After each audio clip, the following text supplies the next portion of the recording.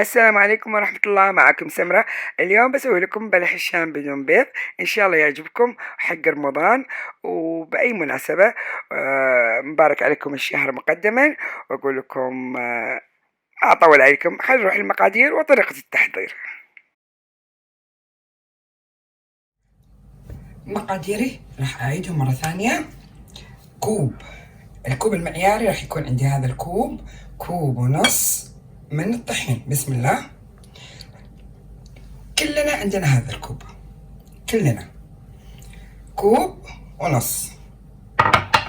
رشة الملح لابد منها، رشة ملح. المكون الثاني نص كوب نشا. بسم الله. الثالث، مكون ثالث، حطينا طحين ورشة ملح ونص كوب نشا.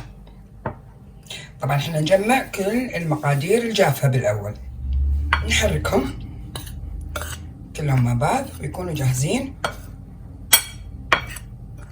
حتى نحضر مقادير السائلة. كذي خلاص يكونوا جاهزين. حطينا نص كوب نشا، رشة ملح ما يعادل ربع ملعقة صغيرة، وكوب ونص طحين. أعيد وأكرر علشان لا تقولوا لي مو واضح الصوت. أعيد وأكرر: كوب ونص طحين، نص كوب نشا، رشة من الملح ما يعادل ربع ملعقة. خلصنا من هذه المرحلة، ننتقل للسوائل. مقادير السائلة: راح يكون عندي 3 ملاعق كبار زيت نباتي. بسم الله. وراح نحطهم على طول بالوعاء أو المقلة اللي راح نسوي فيه. هذه 3 ملاعق من الزيت النباتي، و3 ملاعق من الشيرة. على فكرة عندنا راح يكون في شيرة.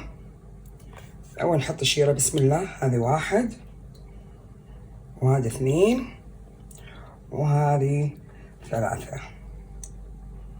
راح يكون عندنا مقدار من الشيرة علشان نشرب البلح الشام. مقاديره: كوبين سكر وكوبين من الماء وعصرة ليمونة. ما راح اسوي انا الشيرة لان انا عندي شيرة اوريدي، فانا اقول لكم كوبين من السكر وكوبين من الماء ونحط عصرة ليمونة. بسم الله. 2 كوب ماء. بسم الله.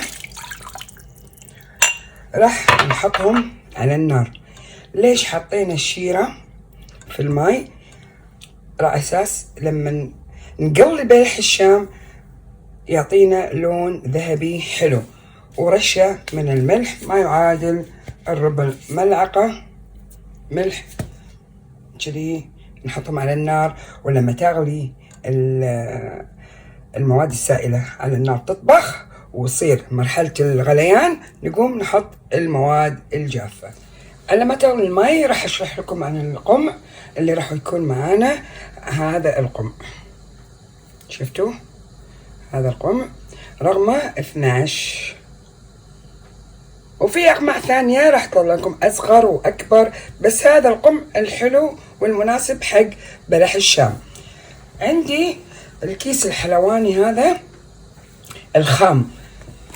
جربت أسوي بلح الشام من بالبلاستيك، الكيس الحلواني البلاستيك. فطبعا العجينة عندنا لينة وجامدة بنفس الوقت، بس انه ما تسعفنا انه نضغط بالكيس. شوف هذا انا جايبته من مصر، كنت في مصر وجايبته 900 جنيه، ما ادري 90 جنيه والله ما ادري ونص. المهم انا جايبه 2. فالقماش سهل علينا وما راح يتشقق معانا او يتقطع. وراح نحط القب بهالطريقة هذه، شفتوا؟ ويكون جاهز عندنا. نحطه بقلاص او اساس نفتحها ونحط في العجينة. الحين وانا قاعد اكلمكم غلت عندنا الماء. نروح للطباخ. المقادير السائلة غلت عندنا. بسم الله. راح نحط المواد الجافة دفعة واحدة. ونحرك.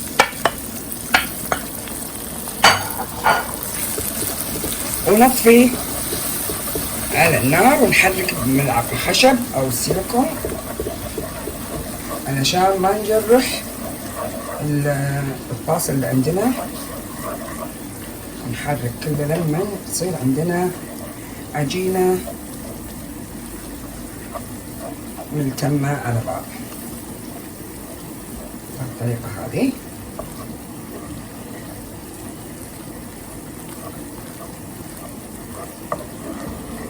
نجمع العجينة مع بعض. العجينة ما عندنا فيها بيض، لأن مالت البيض ما راح تخليها مقرمشة على طول، بس هذه راح تتم معانا مقرمشة. والبيض لما نضيفه لبلح الشام بالوصفة الأساسية يعني اللي متعارف عليها، راح يكون الزيت فيه رغاوي من البيض، ونبرد شو اسمه الزيت لدرجة معينة، ونحط بلح الشام فيه قبل لا يحمى الزيت. فهذه لا، راح نحمي الزيت وراح نحط الأصابع بلح الشام بالزيت الحار. حبايبي التمت عندنا العجينة. طبعا أنا قاعد أسوي وهي حارة علشان تتجمع عندنا، هي حارة بس ديروا بالكم، ونضمن ان ما في تكتلات من الطحين ومن النشا. تدرون النشا اذا يعني ماي حار راح على طول يتكتل، فاحنا كذي عجناها بايدنا مع انها حارة بس تحمل الحرارة، وكذي تكون عجينتنا جاهزة. شوفوا لينة وطرية، فكذي ما راح تنزل من الكيس البلاستيك بسهولة، الكيس الحلواني البلاستيك بسهولة، إلا الخام أو في بلاستيك الجامد حيل لونه أبيض مو شفاف وملبس من برا بخام. صينية وعليها ورق بلاستيك أو ورق زبدة، وناخذ من العجينة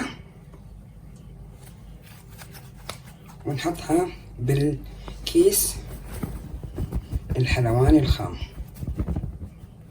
واللي ما عنده كيس حلواني يقدر ياخذ من القم وينزل من القم مباشرة.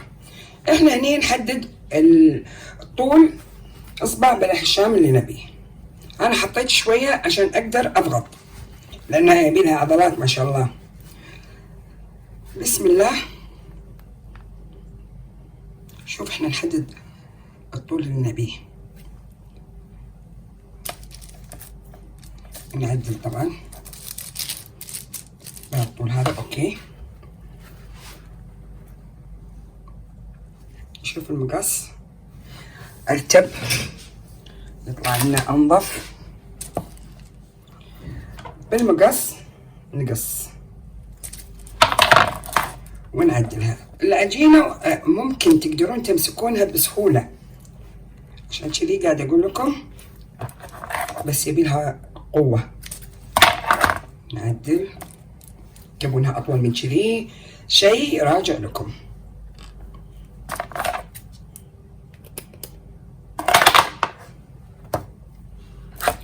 اسوي الكمية وارجع لكم. وخلصنا كميتنا كلها. انا حاولت اني اسوي بهذا رقم 6، هذا رقم 6 بس طلع حيل رفيع جدا رفيع،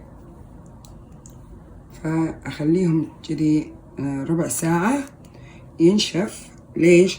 عشان ابي الطبقة الخارجية تحتفظ بالخطوط مالتها عشان لا تفرش بالزيت. لما نقلي نخليها من ربع ساعة إلى نص ساعة ونقلي بزيت حار.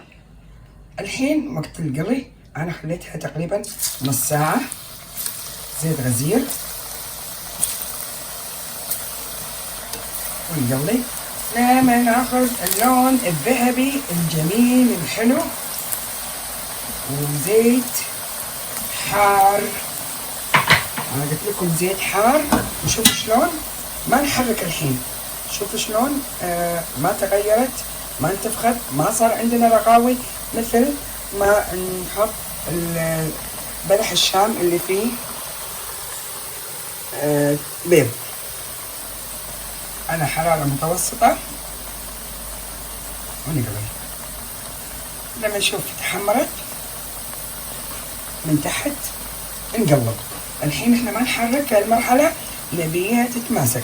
حتى شوفوا الخطوط اللي طالعة من نسوي زخرفة من القمع ما تغيرت.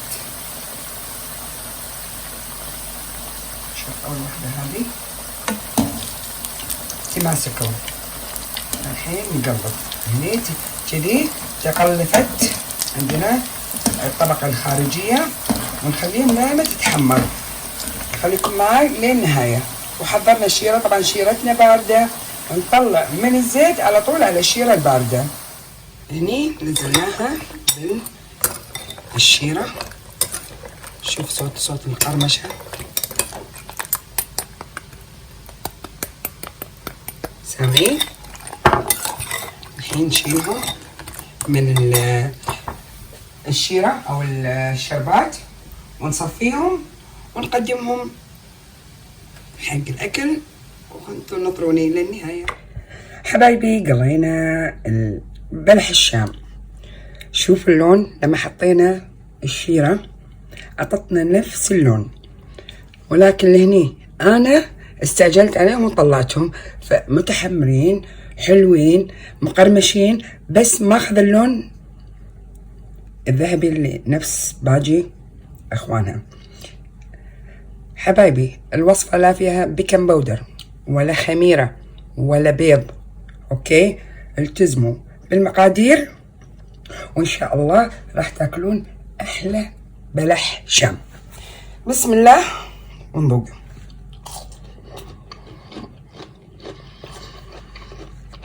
ما شاء الله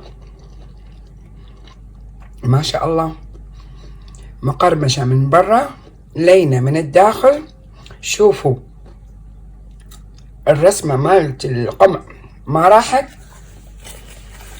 طبعا سوينا لنا كوب من القهوة السريعة بدون سكر، لأن هذا فيه سكر. إن شاء الله تسوونها وتنول إعجابكم، ولا تنسوني من الكومنت والسبسكرايب والشير. وأقول لكم علينا عليكم بالعافية بالصحة والراحة، ودمتم سالمين.